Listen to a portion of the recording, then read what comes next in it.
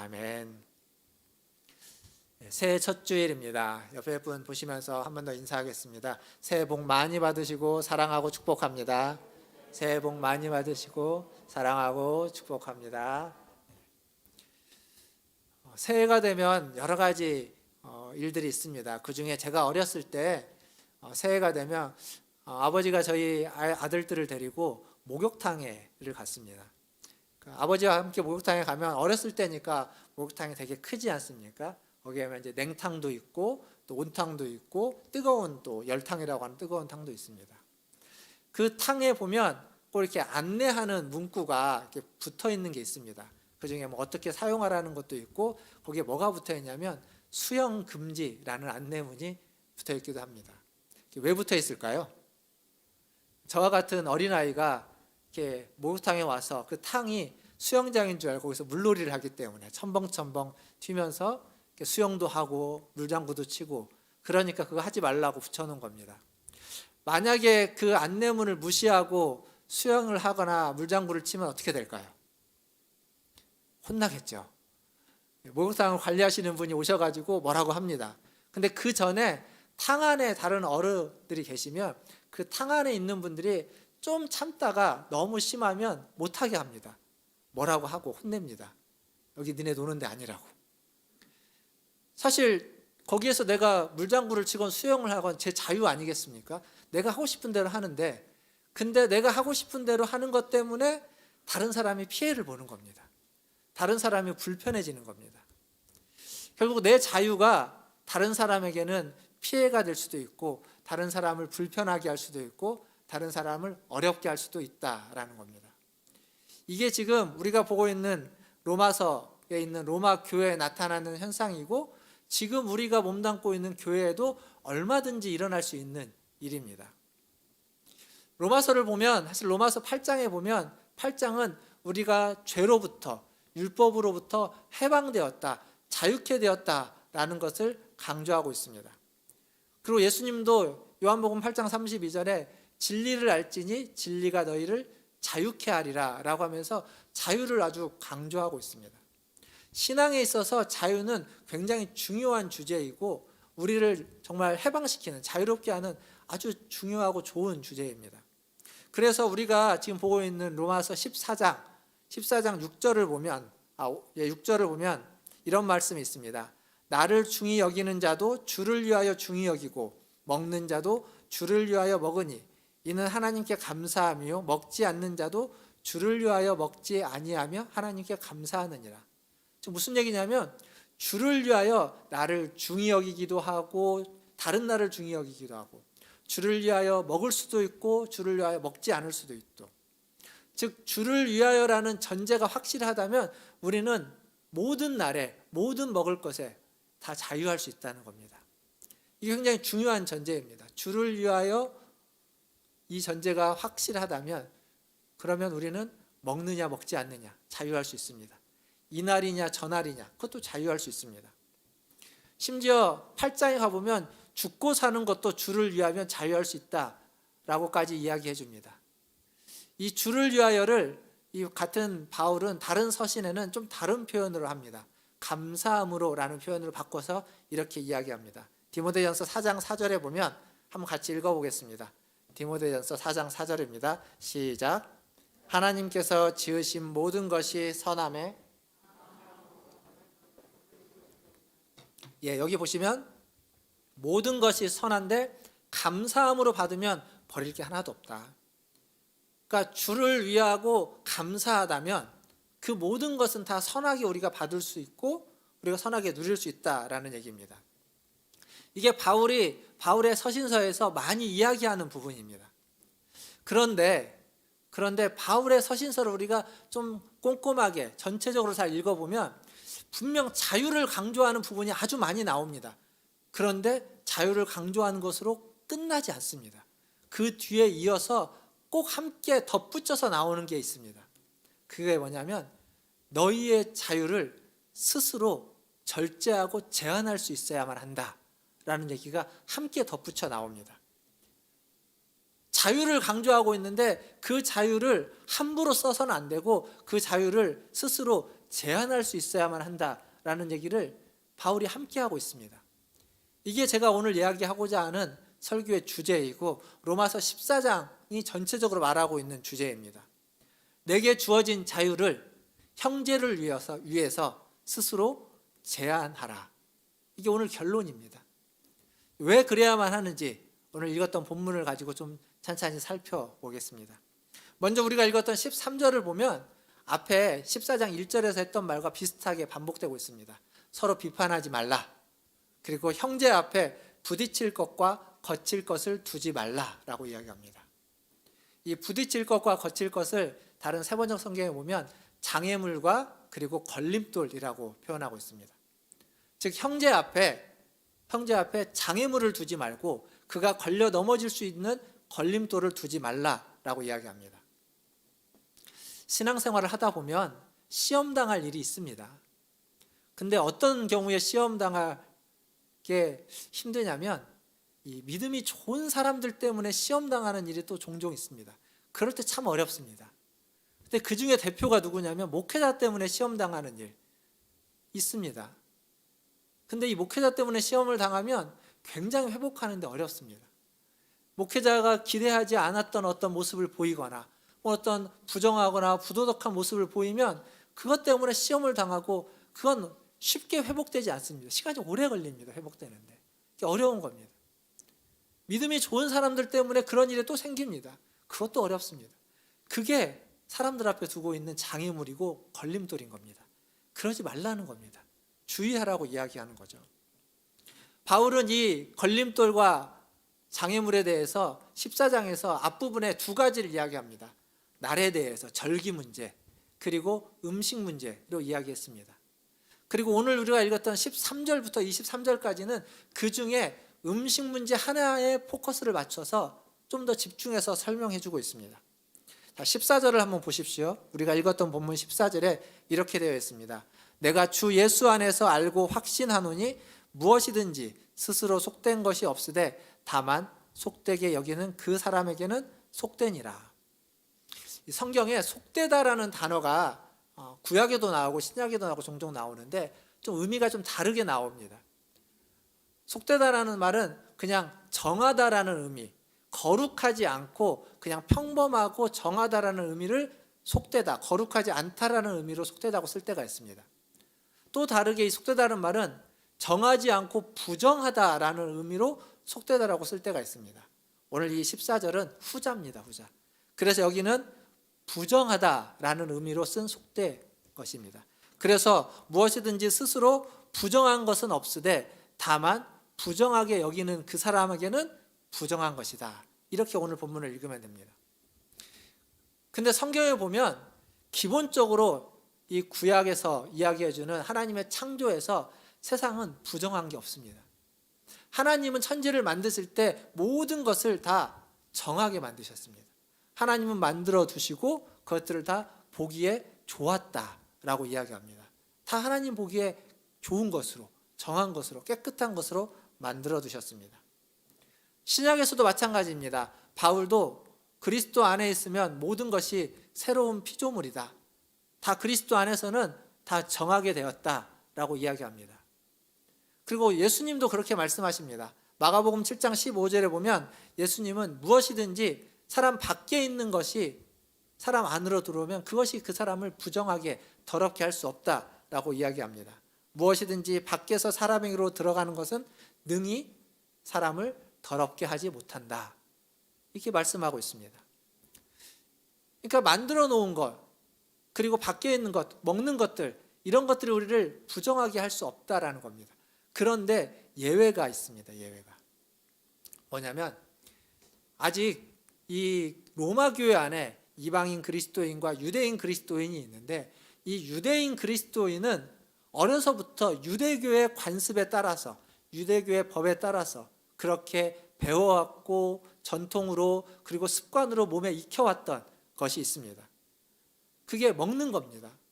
부정한 돼지고기와 같은 부정한 것은 먹을 수 없도록, 먹지 않도록 그렇게 해왔습니다. 물론 이들이 그리스도인이 되면서 그리스도 안에는 모든 것이 자유케 되고 정죄함이 없다라는 걸 그들이 압니다. 알고 그들이 그리스도를 믿습니다. 하지만 알고 믿는 것과는 별개로 아직 이 헬라적이고 이방적인 그 문화 속에 있는 것들에 대해서 거리낌이 있는 겁니다. 아직 그 문화적으로는 좀 이질감이 있는 겁니다. 그러니까 율법에 대해서, 율법의 그 정서가 이 모든 것은 가하다고 하는 이걸 알지만 그걸 받아들이지 못하게 하는 약간의 심리적인 거부감이 그들에게 있는 겁니다. 이게 뭐와 같냐면, 여러분 놀이동산에 가면 놀이기구가 있죠. 바이킹 타보셨습니까? 청룡열차, 롤러코스터 타보셨습니까? 좋아하시는 분도 계시죠. 근데 혹시 그걸 싫어하시는 분도 계실 겁니다. 못 하시는 분들. 그 바이킹을 탄다고 죽나요? 안 죽습니다. 무서울 수 있어도. 청룡열차, 롤러코스터 탄다고 죽지 않습니다. 사고가 나지 않는 한 괜찮습니다. 아무런 문제가 되지 않습니다. 그걸 아는데, 하지만 어떤 사람은 그걸 타면 거의 죽다 살아난 사람들이 있습니다. 한 번 타고 다시는 못 타는 사람. 왜냐하면 괜찮을 줄 알았는데 타고 나니까 내려올 때 다리가 후들거려 갖고 제대로 못 나고 기어서 오는 그런 분들이 있습니다. 그 놀이기구가 나를 죽일 거기 때문에 죽을 것 같아서 그런 것이 아니라, 그걸 타니까 괜찮다는 걸 아는데 내 심리적으로, 내 정서적으로, 내 몸이 그걸 받아들이지 못하는 겁니다. 그러니까 못하는 거예요. 근데 그런 사람에게 너는 왜 그것도 못하냐고. 어떤 사람은 스릴을 즐기는 사람이 있지만 어떤 사람은 그러지 못한 사람이 있는 겁니다. 근데 왜 그걸 못 즐기냐고, 왜 그걸 못하냐고 비아냥거리고 비난하고 비방한다면 온당한 것일까요? 그렇지 않습니다. 정서적으로 안 되는 게 있는 겁니다. 그럴 때는 그걸 그냥 받아줘야 하는 겁니다. 지금 바울이 얘기하는 게 그겁니다. 내가 탈 수 있다고, 내가 괜찮다고 남도 다 괜찮은 게 아니라는 겁니다. 그렇다면 남이 안 괜찮아하는 그것은 그렇게 받아줄 수 있어야만 한다는 겁니다. 지금 바울이 말하는 겁니다. 음식 문제 때문에 근심하는 이들이 있다면 그들을 사랑으로 받아주라고 이야기하는 겁니다. 음식 문제는 내가 자유롭게 먹어도 되고 먹지 않아도 되고 하는 자유로운 문제인데, 그 자유 때문에 실족당하는 자, 근심하는 자, 넘어지는 자가 있다면 그래서는 안 된다는 겁니다. 그 자유를 마음대로 펼쳐서는 안 된다고 이야기하는 겁니다. 바울은 이 부분에 있어서 바울 다른 서신서에 아주 분명하고 확실하게 자기에 대해서 자기가 이야기하는 부분이 있습니다. 고린도전서 8장 13절에 보면 바울은 이거에 대해서 확실하게 이야기합니다. 같이 한번 읽어보겠습니다. 고린도전서 8장 13절 시작. 그러므로 만일 음식이 내 형제를 실족하게 한다면 나는 영원히 고기를 먹지 아니하여 내 형제를 실족하지 않게 하리라. 아멘.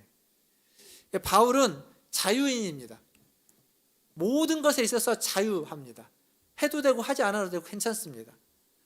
그런데 그 음식 문제 때문에 누군가 근심하고 실족하는 사람이 있다면, 그건 나한테 아무것도 아니지만 그런 사람이 있다면 그 사람을 위해서 평생토록 고기를, 이 음식을 먹지 않기로 결정한다는 겁니다.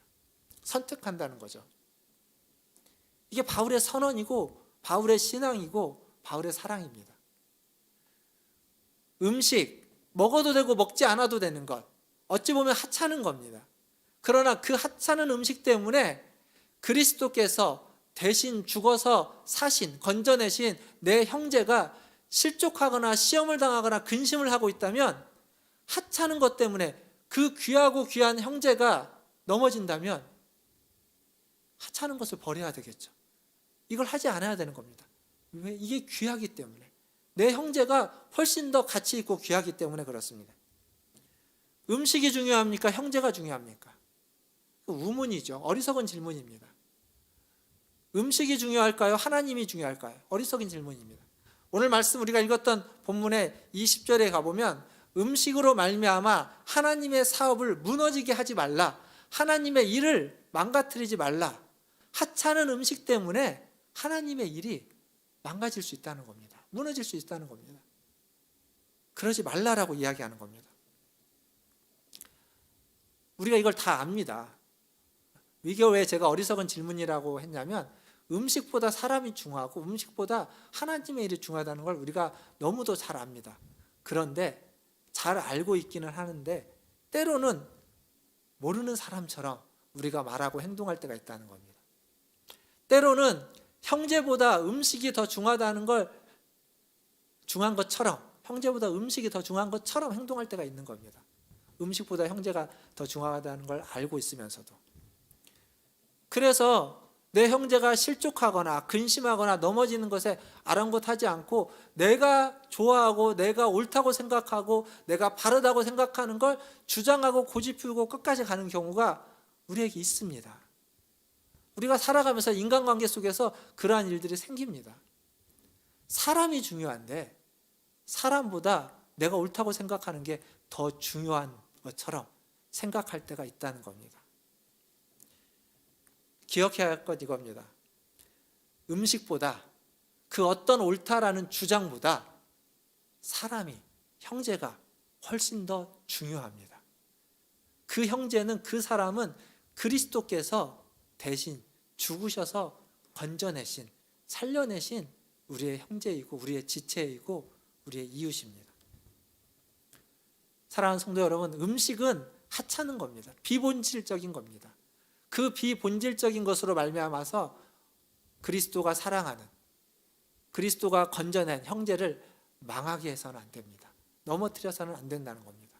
하찮은 것, 비본질적인 것으로 귀하고 본질적인 사람을 하나님의 형상으로 지음받은, 그리고 건져내신, 십자가의 피로 구원해내신 형제를 시험에 들지 않게 하시는 우리 문화촌 제일교회 성도님들 잘 되시기를 주님의 이름으로 축원드립니다.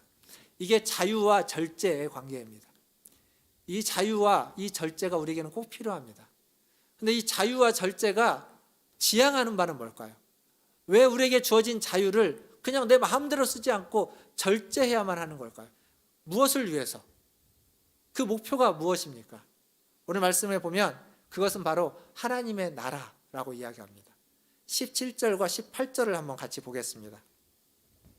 우리가 읽었던 본문 17절과 18절 같이 한번 읽어보겠습니다. 17절입니다. 시작. 하나님의 나라는 먹는 것과 마시는 것이 아니요 오직 성령 안에 있는 의와 평강과 희락이라. 이로써 그리스도를 섬기는 자는 하나님을 기쁘시게 하며 사람에게도 칭찬을 받느니라. 자유와 절제로 우리가 추구해야만 하는 건 하나님의 나라인데, 하나님의 나라는 여기 있는 것처럼 먹는 것과 마시는 것, 무엇을 먹는지 무엇을 먹지 말 것인지, 무엇을 마시느냐 무엇을 마시지 않느냐, 먹고 마시는 것이 아니고 하나님의 나라는 성령 안에서 우리에게 주어지는 의와 그리고 평강과 희락이다. 의와 평화와 기쁨이다 라고 이야기해 주고 있습니다. 하나님의 나라는 하나님의 다스림을 이야기합니다. 하나님이 주인이 되어서 다스리는 곳, 다스리는 영역, 그곳에는 의로움과 평화와 그리고 기쁨이 있다라고 이야기합니다. 사랑하는 성도 여러분, 여러분의 가정이 하나님의 다스리는 곳이라면, 하나님의 통치를 받고 있다면 그곳에는 의와 평강과 희락이 있을 것입니다. 우리 교회가 하나님의 다스림을 받고 있다면 우리 교회 안에는 의로움과 평화와 그리고 기쁨이 넘쳐날 것입니다. 뿐만 아니라 우리가 몸담고 있는 직장과 사회와 나라 가운데도 하나님의 다스림이 있다면, 하나님의 통치가 임하고 있다면 그곳에는 의로움과 평화와 그리고 기쁨이 넘쳐날 것입니다. 그런데 내가 만나는 관계 속에, 내가 몸담고 있는 곳 속에 의로움이 없고 평화가 없고 그리고 기쁨이 없다면 그곳은 하나님의 통치가 임하지 않는 영역일 수도 있다라는 겁니다. 우리가 자유를 절제해야만 하는 이유, 그것은 바로 하나님의 나라가 임하기 위해서입니다. 하나님의 나라가 임해서 서로 간에 평화가 이루어지고 기쁨이 배가 되고 그리고 덕을 세우는 일이 있기 위해서 그런 겁니다. 뿐만 아니라 그렇게 함으로써 우리는 하나님께 기쁨이 되고 사람들에게 인정을 받는, 칭찬을 받는 자가 되는 겁니다. 18절 우리가 읽었던 말씀이 그겁니다. 하나님의 나라가 임하면 하나님과 사람에게 인정받고 칭찬받는 겁니다. 초대교회가 그랬습니다. 사도행전에 나오는 초대교회의 모습이 이러했습니다. 사도행전 2장 맨 마지막 47절을 보면 이렇게 기록되어 있습니다. 하나님을 찬미하며 또 온 백성에게 친송을 받으니 주께서 구원받는 사람을 날마다 더하게 하시니라. 초대교회는 하나님께 인정받았습니다.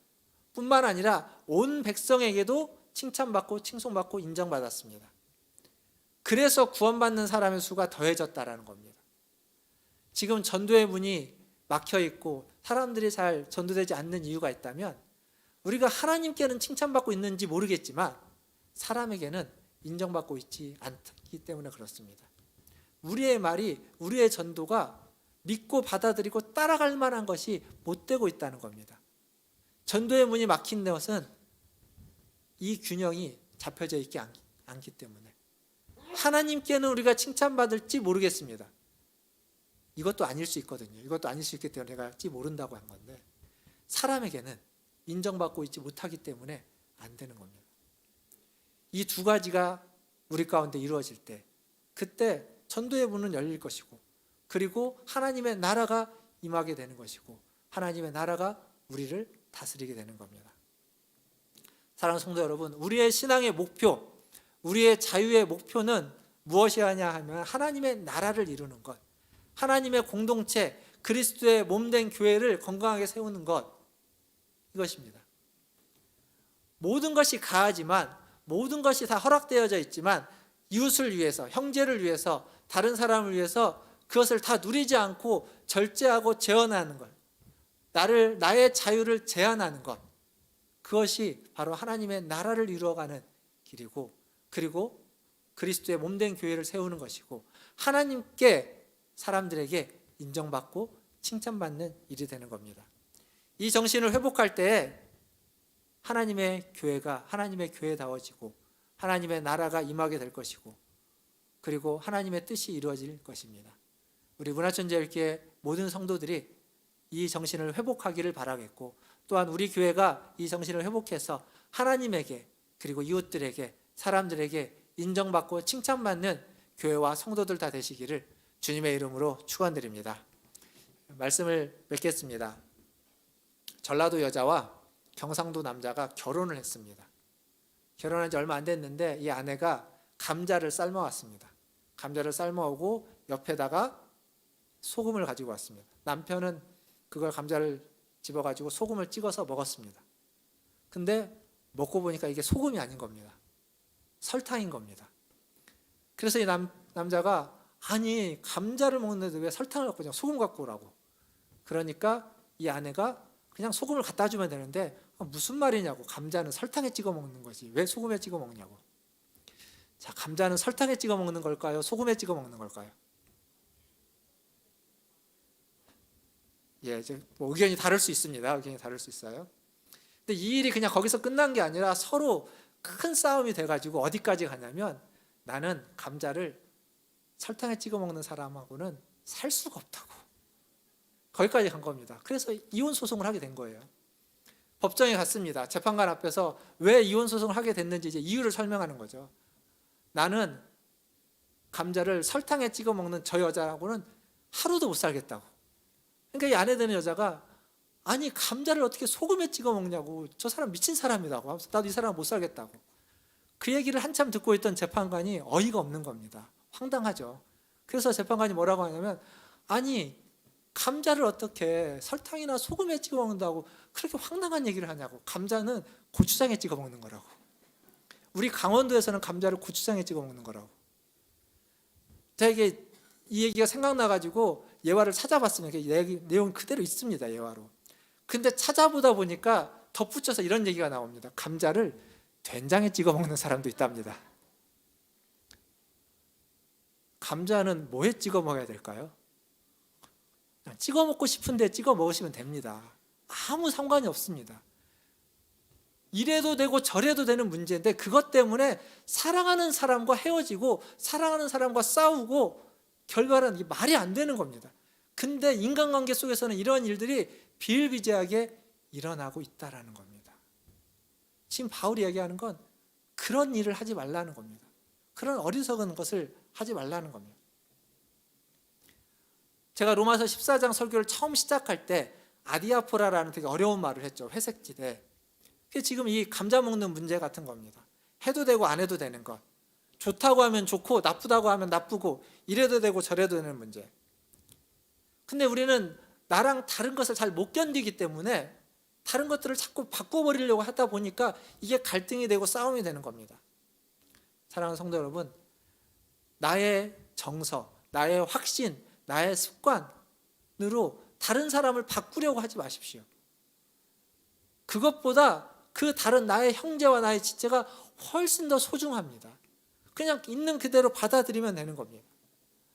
다른 사람을 바꾸려고 하다가 생겨나는 비판과 상처와 아픔으로 그 사람이 변화되지 않습니다.